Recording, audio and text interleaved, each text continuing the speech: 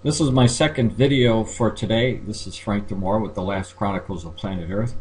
And earlier today I was talking about the prophecies concerning the sun that was bringing on us the heat, the record temperatures, breaking record temperatures as you see here. This was the last part of my video that I reported on earlier today for May 30th of May 31st of 2012.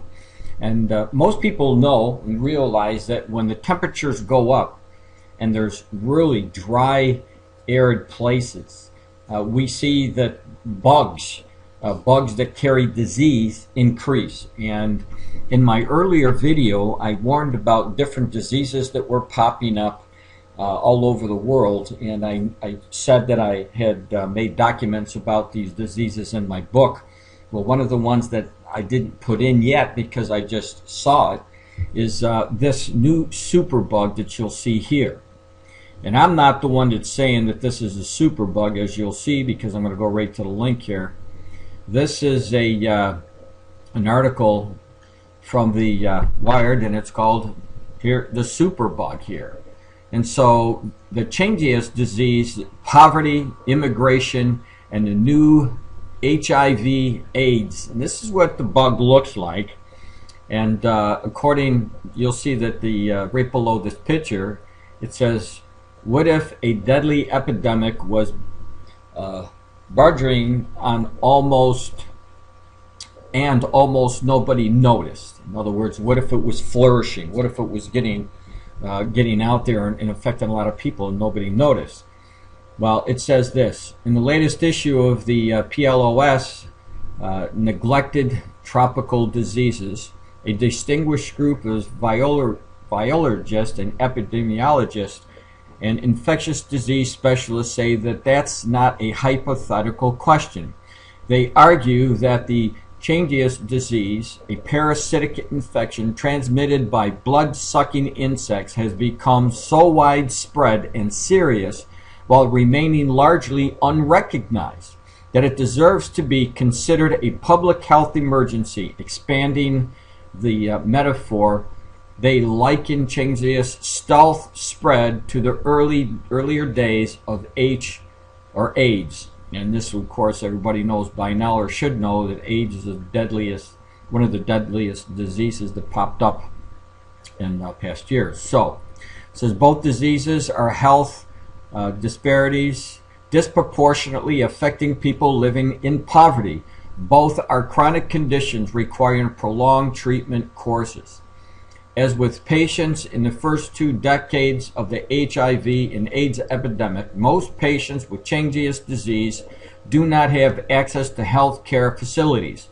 Both diseases are also highly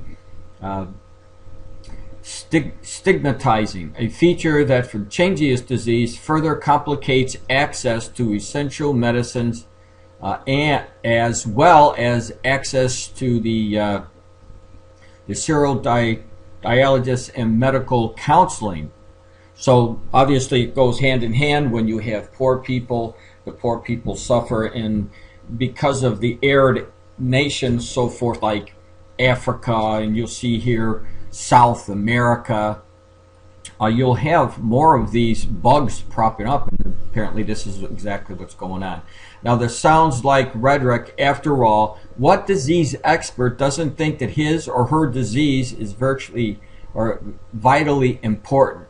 But the numbers that experts bring to the argument are stunning. Overall, there have been believed to be 10 million people living with changiest infection, most of them in Central and South America, but there are an estimated 1 million in the United States.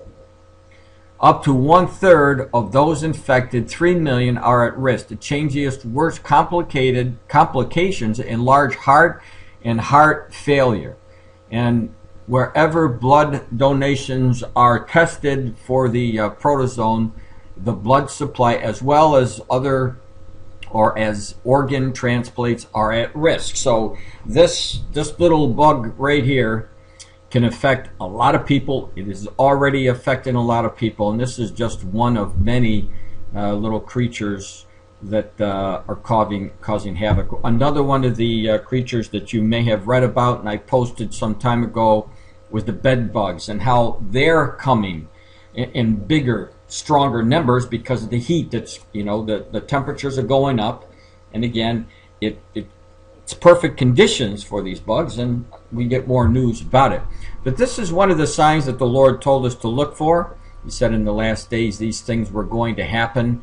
So again, you can make the connection between disease and the temperature rising, because they all go hand in hand, and they're all part of Bible prophecy. Frank DeMora here with the Last Chronicles of Planet Earth. Welcome, and I'm going to be covering some news that connects Bible prophecy with current events.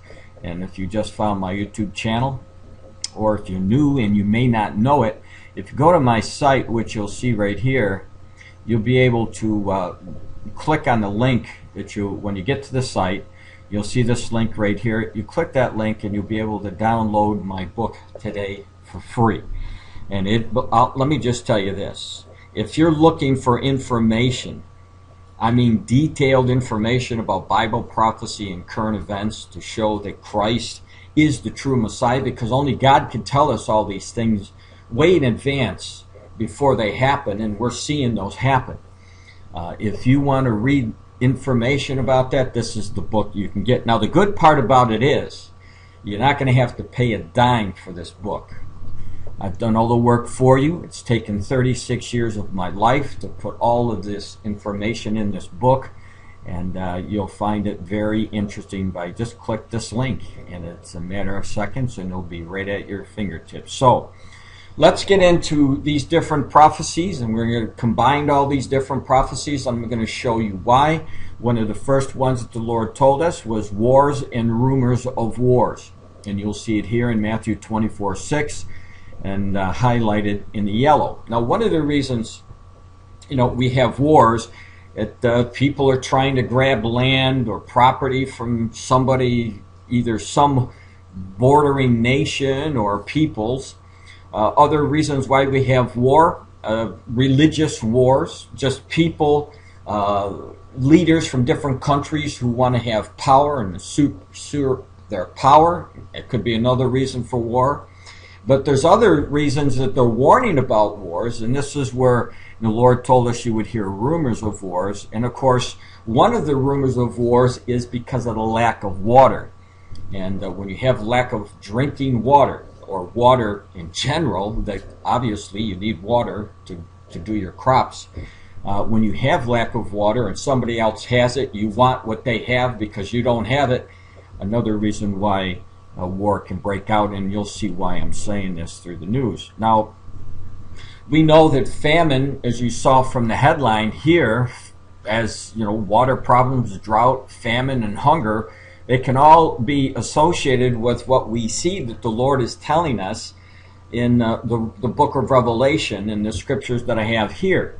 Now, in the book of Revelation, we know that, again, this is when all of these conditions are going to meet their climax. They're going to reach the highest point. They're going to be fulfilled during the tribulation. But we are in the birth pains. We're going into very close to the beginning of the 7-year tribulation that Jesus warned about, and that's why we're starting to see the signs escalate. Now, one of the signs has to do about the Euphrates River. Now, I covered this a couple of weeks ago in my teaching in the book of Revelation, verse by verse, detailed information that the Lord, what He showed us, what was going to happen during the last days. And I'm going to, again, focus very briefly on the Euphrates River because the Lord told us what was going to happen in the last days concerning this. So, look at this, in Revelation 16:8. And the fourth angel poured out his bowl on the sun, and the sun was given power to scorch people with fire. Now in Revelation chapter 7, verse 16, it says, never again will they hunger, never again will they thirst, and the sun will not beat on them, nor any scorching heat. So we know that the sun is going to be very, very challenging, if you will, for the people who are living on the planet during the tribulation period, because the intense heat from the sun obviously is going to have an effect on the crops. People are going to be going hungry because of famine. People are going to be thirsty because the water supplies are going to be drying up.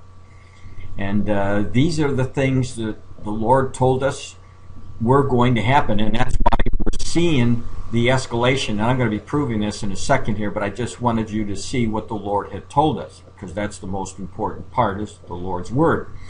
And so when he says you're going to have the scorching heat, again, I'm going to show you that that's already in the progress, and it's getting worse each year.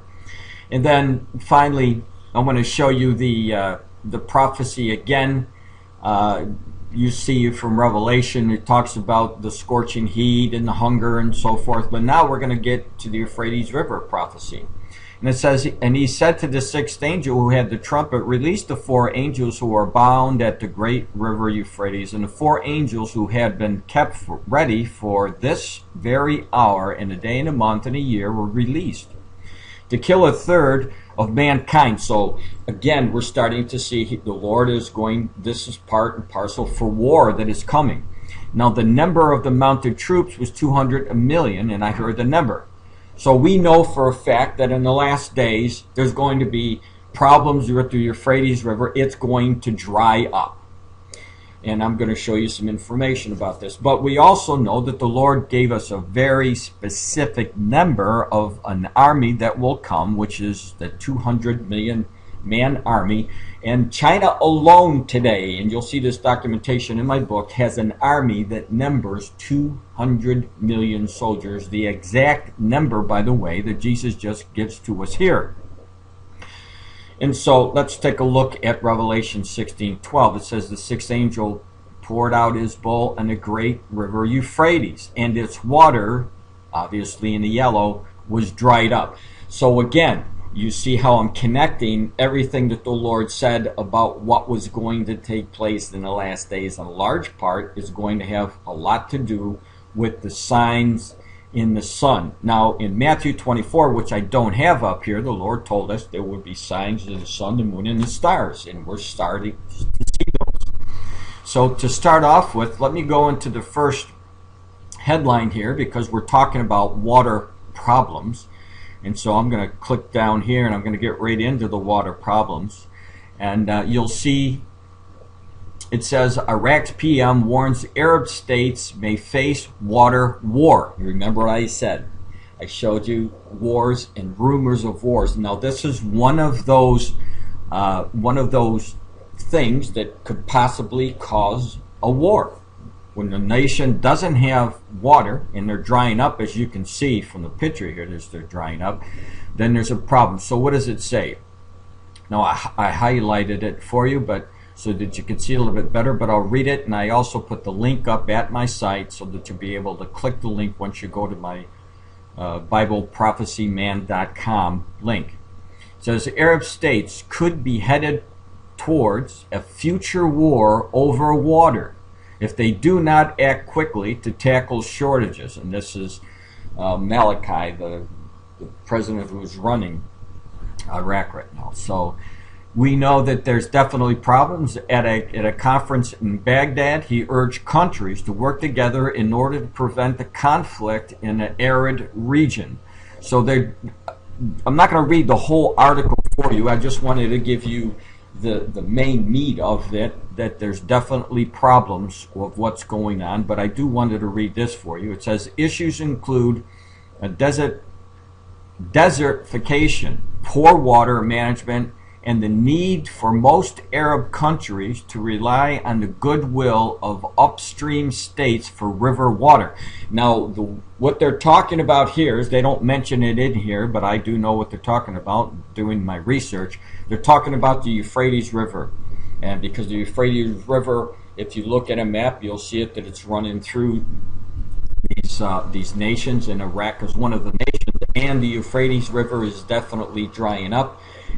They need to have a management to try to control this, because if they can't control who's taking up the amount of water coming from the Euphrates and the Tigris River, it will cause war. And of course, Jesus told us in the last days. You're going to see wars and rumors of war, and that could be one problem.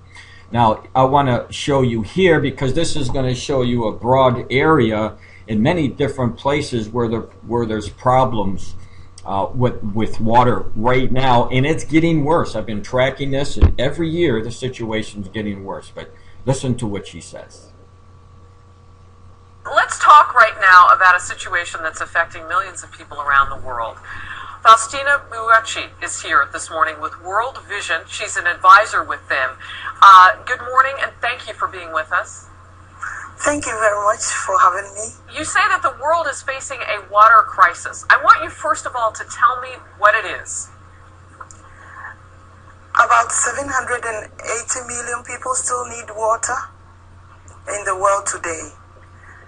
For example, in West Africa, there's a food crisis going on because it hasn't rained for years. And lack of water is compounding the situation there. Because of that, children are dying from diarrheal diseases, from malaria, and from worm infestations, and malnutrition that is affecting them. Because of the lack of water too, girls are not able to go to school. Women cannot do anything productive because they have to work several hours to look for water for to support their families. Yeah, we're going to take a look at some pictures. This is from Ghana. This is a dirty watering hole that they're trying to pump at this point. You know, Faustina, you said something so key. 780 million people in the world need water. You didn't even say clean water. You say that there are places where it just simply has not rained, where there is no water. Well, I mean clean water, actually. It's clean water that people need. There's water around, but most of the water is polluted, it's dirty, it's unhygienic.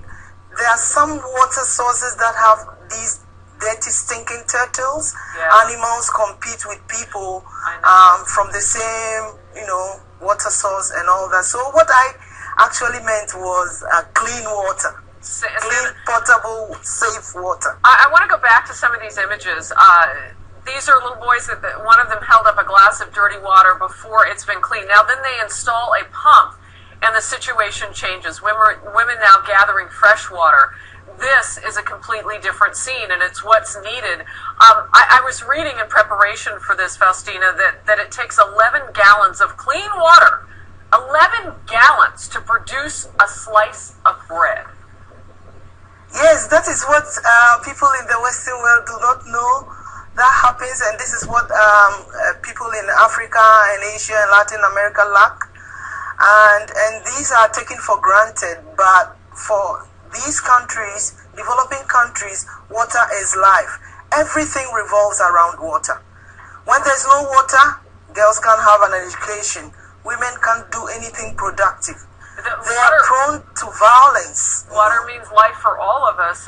March 22nd, there's a reason why you're with us today. What is the importance of this date? The importance is that we are celebrating 2 billion people having access to water, but also want to create awareness of the fact that there's still more that needs to be done. There's clean water that should be supplied everywhere. Everybody should have access to clean drinking water. All right. The movement is called waterday.org. Today is World Water Day. World Water Day held every March 22nd, recognized by the United Nations and the global community. It reminds us that much of the world still faces global water difficulties, as Faustina is sharing with us this morning. Why now? How urgent is this? You've told us of the needs around the world, and we certainly understand that. But there's a tipping point that maybe has been passed, as I understand. Well,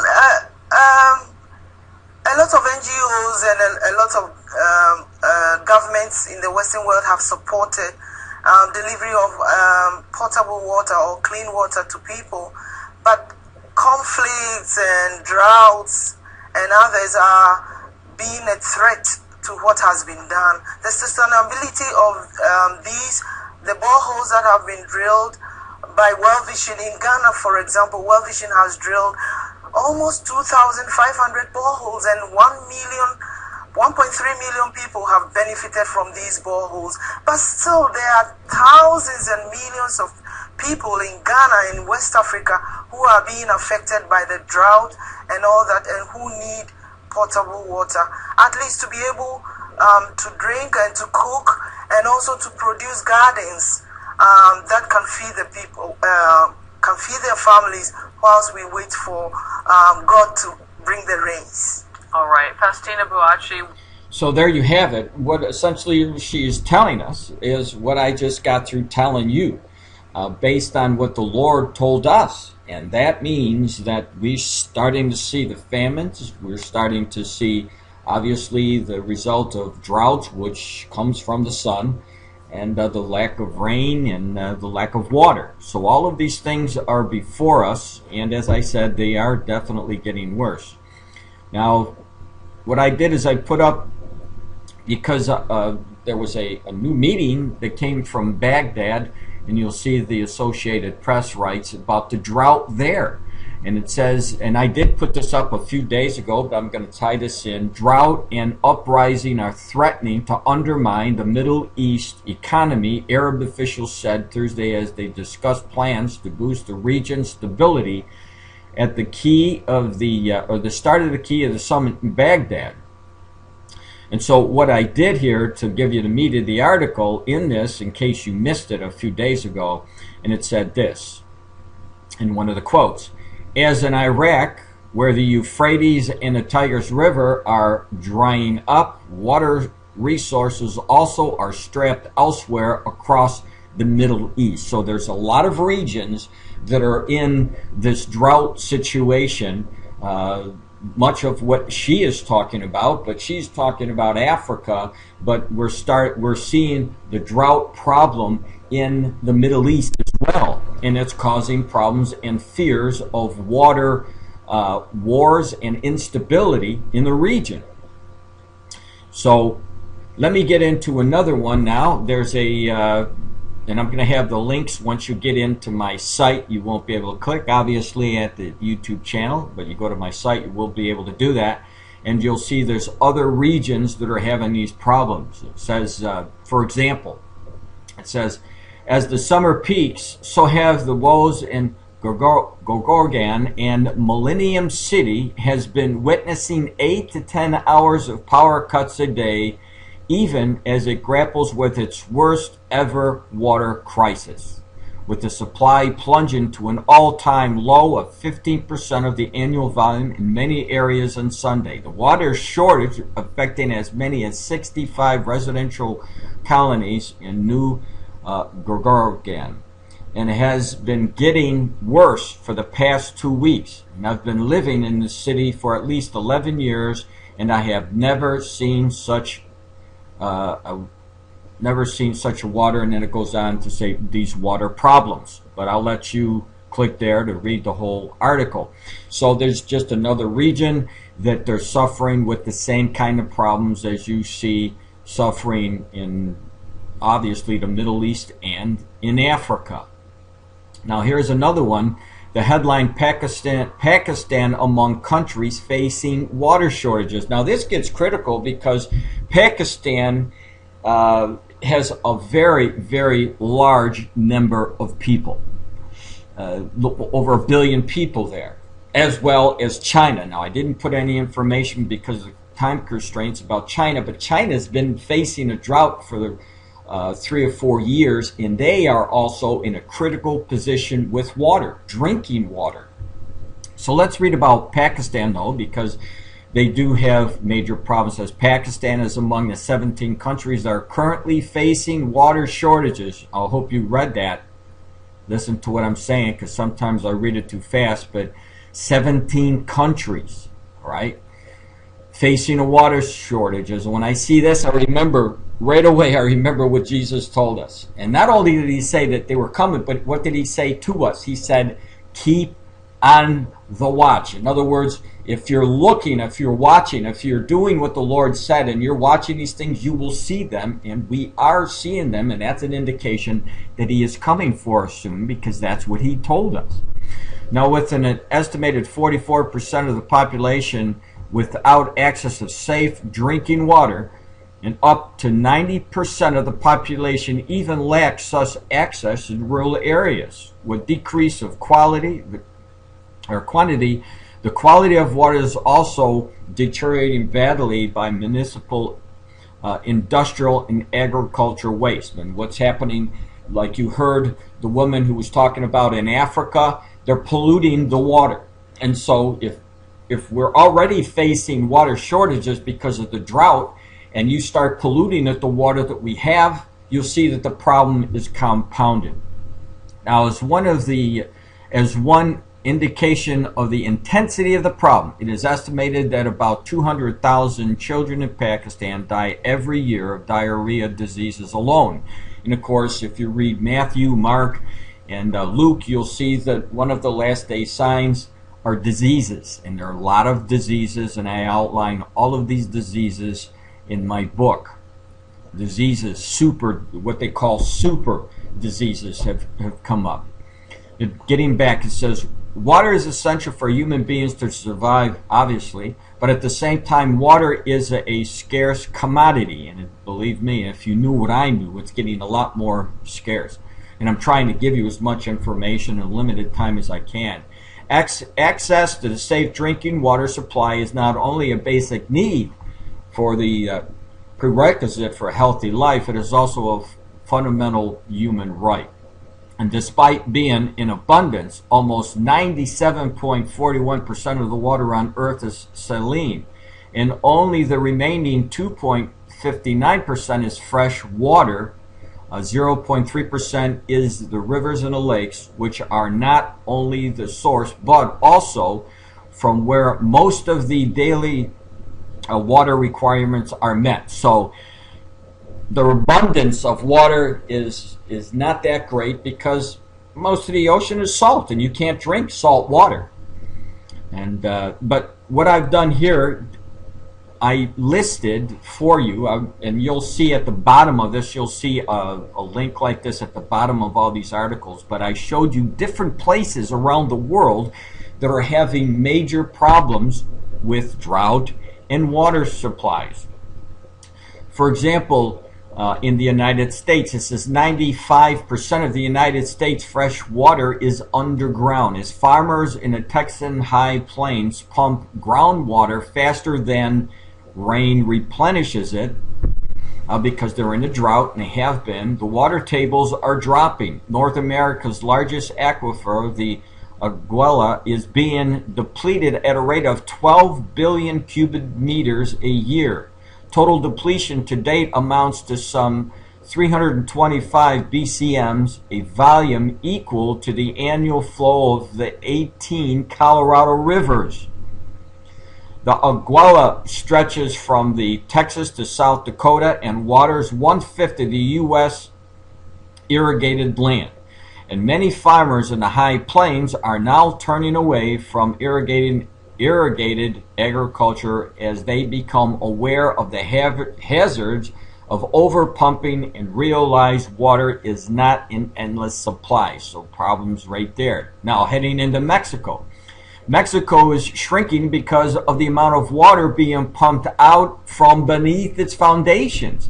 In one of the largest and most populous cities in the world. It is once a lush land of lakes, but over the past 500 years, the lakes have been drained and the surrounding forest chopped down. Now, as the city grew in size, the water problem magnified. With no adequate drainage system, today's rainwater mixes with sewage and is used for irrigation. The city is now at a serious risk of running out of clean water. An estimated 40% of the city's water is lost through leaky pipes built in the turn of the century. So each nation is facing their own problems, and as I said, if you've been keeping up to date, and if you've been coming to my site over the years, you'll see, you would have seen all of the news and how it has increased, magnified the problem over the years. Now here we go into, let's go into Europe. More than half of Europe's cities are exploiting groundwater at unsustainable rates. In other words, they can't get it out fast enough. Chronic water shortages, again, in Europe they're having this problem, are already affecting 4.5 million people. So that is a lot of people. So we see that there's problems in Europe. Now, West Africa, we already heard what was going on in Africa in the video, but let's see what they say here. It says, when the water levels of Africa's huge rivers drop, whole economies suffer. Guyana, for example, has become totally reliant on the hydroelectric output. And these are the dams where the water flows. When you have a lot of water, you get a lot of, obviously, you can generate electricity that helps everybody out, but that's not the case here because the water level is dropping down. One of the poorest countries on the planet is dependent on the river Niger, which flows from Guyana through the Mali and Nigeria for food, water, and transport. But great stretches of the river are now facing environmental catastrophe as the result of, again, pollution. And we do know that there's going to be a large, very large amount of the rivers that are going to definitely be polluted when you read the book of Revelation. When the Lord starts to pour out the judgments, one of the judgments will fall on the rivers. And it is going to, anybody who drinks from those rivers when this judgment pours down, they will die from it. And we'll know that millions of people will be dying during that time in the tribulation. So in the Africa is definitely in their own problems. And again, here we go into Turkey. Turkey has been accused by Syria and Iraq of diverting them of much needed water as it continues to build a series of dams along the Euphrates and the Tigris. It is also embarking on an ambitious project to sell water from its Megavat River in the Middle East. So here's definitely a problem, since the Lord told us that the Euphrates River was going to dry up, and when it did, this 200 million man army would walk across it. Now, when you read my book, I'll give you the details about all of these different dams that are being built. There's 21 different dams that have been built, and actually Turkey has the ability today, if they want, because they did this a while back, they could actually turn the handle and stop the flow of the Euphrates River. So technically, if you want to say this, now the Lord did tell us in the prophecy above. Let me go back there because this is, it's really critical when you're understanding what's going on. He told us that the Euphrates River was going to dry up. All right, now we know that there's going to be problems with the sun. So we know that in part the water systems are drying up. But in the case as what we see with Turkey here, let me get back to it, Turkey has the ability to actually not even wait for the sun to completely dry up the Euphrates River. Although there are places right now where you could walk across the Euphrates River, it's so shallow. And so what I'm showing you here is Turkey can turn the nozzle and stop the flow of the river Euphrates so that an army can actually cross the Euphrates River today. So either way, whether it's going to be done by the sun drying up the Euphrates River or man-made problems where they shut the flow of the water off. And of course, there's been much tension from Syria and Iraq, and you'll read all about this in my book. But here's the bottom line. Either way, the Euphrates River is drying up. It can dry up by the sun, or it can be turned off today. But this is exactly what the Lord told us was going to happen. And it's not a surprise to me because I know that Christ is real. He is the true Lord, the true Savior of this world. And that's why we're seeing the things taking place. And that's why these same nations are talking about water wars. Wars and rumors of wars, just like Jesus Christ said. Now here's another one. Get back to the Middle East. Water is the most precious source in the Middle East, more important even than oil. And competition of the water from the River Jordan was a major cause of the 1967 war. So when the Lord told us that, you know, you're going to have wars and rumors of wars, he didn't actually have to spell out you're going to have a water war, but in our generation we see the product of what brings out wars, and obviously this is one of those for the 1967 war. As populations increase, water becomes more scarce, aggravating regional tensions. The Lebanese have long accused Israel of having designs on the waters of the river Litania, and Syria accuses it of being reluctant to withdraw from the banks of the Sea of Galilee, the source of up to 30% of Israel's water. Now, the Israelis in the West Bank use 4 times as much water as their Palestinian neighbors. Well, one of the things that people should know is Israel is supplying more food than anyone else because they are the experts in doing in growing, in agriculture, in growing out of the desert, using a very limited amount of water to do this. And so they are the best at it. So when people don't have and somebody else does have, obviously the people who don't have, they want it, and this is what we see coming from the Palestinians, because they see that Israel has all of these things. They turn the desert into a rose, if you will. And all of this information, by the way, is in my book under the blessings of Israel, that you see what God has said, what he was going to do to the nation Israel when they became a nation again, and everything that he told us, foretold about that nation, has come to pass. And you really need to see what he told us, and when you see how he fulfilled it, I believe that it's really going to blow you away, and you're going to understand that Jesus is definitely the Messiah. Now, the Aral Sea in the Central Asia was one of the world's 4th biggest island sea and one of the world's most fertile regions, but economic mismanagement has turned the area into toxic desert. The 2 rivers feeding the Sea of Amar Dura and the Shar Dura were diverted into Soviet scheme to grow cotton in the desert. And between 1962 and 1974, the level of the Aral Sea fell 16 meters. The surrounding region now has one of the highest infant mortalities in the world, causing, obviously when you see here, it's causing cancer. You talk about pollution. Cancers, chemical blowing off, dried seabed are common. So there's a lot of things associated with the lack of water, pollution, death, disease, obviously. Now, the Nile River, and you'll see that it just goes on, and for time constraints, I can't read all of them.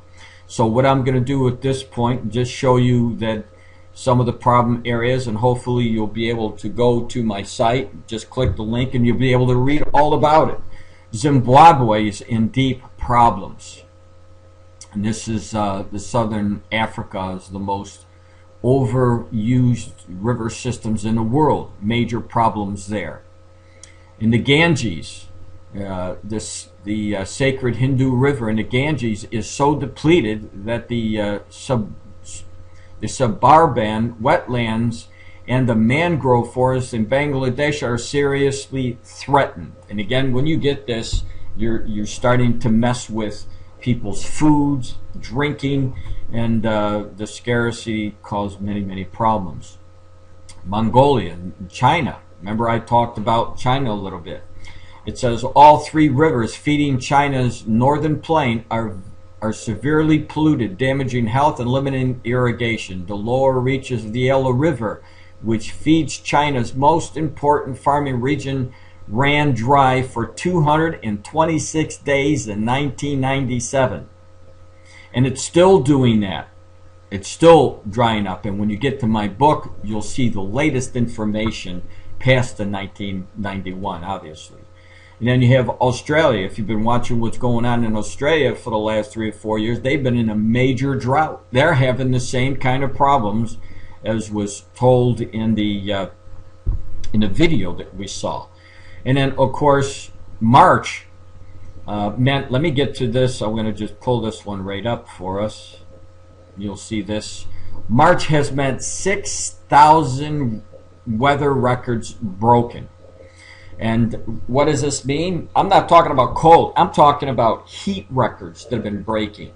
And over the course of these different years that I've been tracking, each year we're starting to see massive amounts of water drying up because of the intense heat that's coming out. And here this article talks about these 6,000 heat records. Now, just a couple of days ago, there were 200 more heat records broken in the United States in one day alone.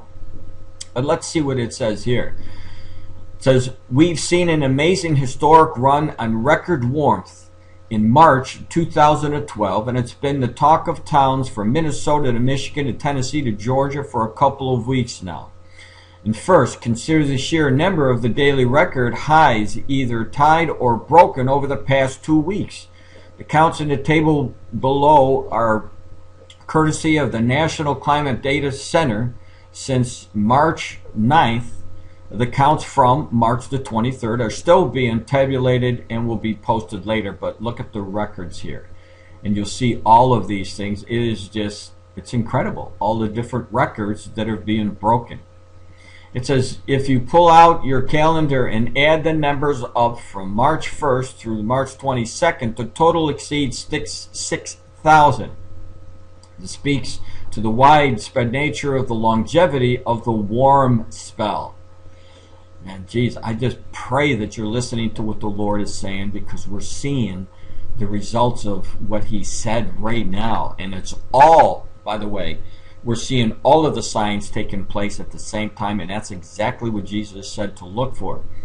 Now, by the way, there have been only about 250 daily record lows during that same time. The ratio is roughly 24 record highs for every record low.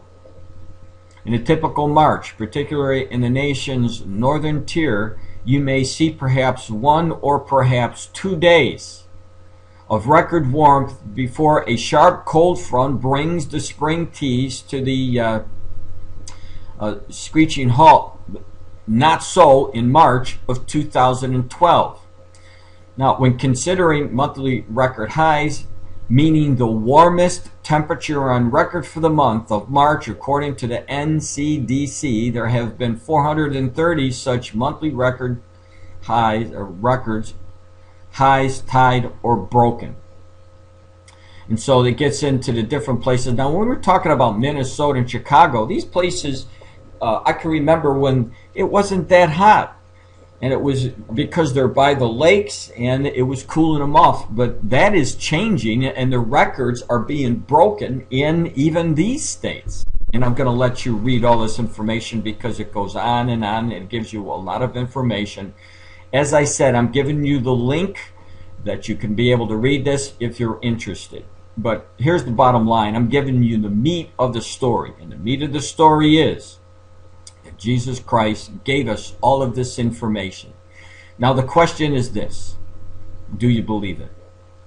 If you don't believe this, you probably don't even believe in Jesus as the Messiah. And if you don't believe in Jesus as the Messiah, this is what I want to prepare you for. Let me go back, because you're going to have to prepare yourself for this. You're going to have to prepare yourself for Revelation. Not only this prophecy here that has to do with the army that will cross the Euphrates River drying up, but you will face the intensity from the scorching sun, the heat from the sun. You're going to be facing severe hunger like you have never seen before in your life. And Jesus said, when it happens, nobody's ever seen anything like it before. Nobody's ever going to see anything like it again when the tribulation begins. And so you're going to be faced with hunger like you've never had before, thirst like you've never seen before, drought, famine, pestilence, and everything else associated with the plagues and the vials and the bowls being poured out during the tribulation period. God is giving you this information, including the wars that will come. In a large part, there's going to be a lot of wars that will no doubt be fought over the lack of water. And many people during the tribulation period, when the lack of water hits, and wherever the people are, whatever water is left, people are going to be fighting over that water to get to that water. It's not going to be a pretty sight. So if you don't receive Jesus and the love that he has shown us now by telling us all these things, and he's telling us all these things to get us out of the tribulation, doesn't want us to even be there. And so you can have protection if you come in to the Lord's care. In other words, receive him as your Savior. And I would say, do it today. Just ask him to be with you today. Ask him to forgive you today. Ask him to just encompass you from now on. Ask him to show you where to go for fellowship, because the Lord told us in the New Testament, don't forsake the gathering of the saints, especially as you see that day approaching.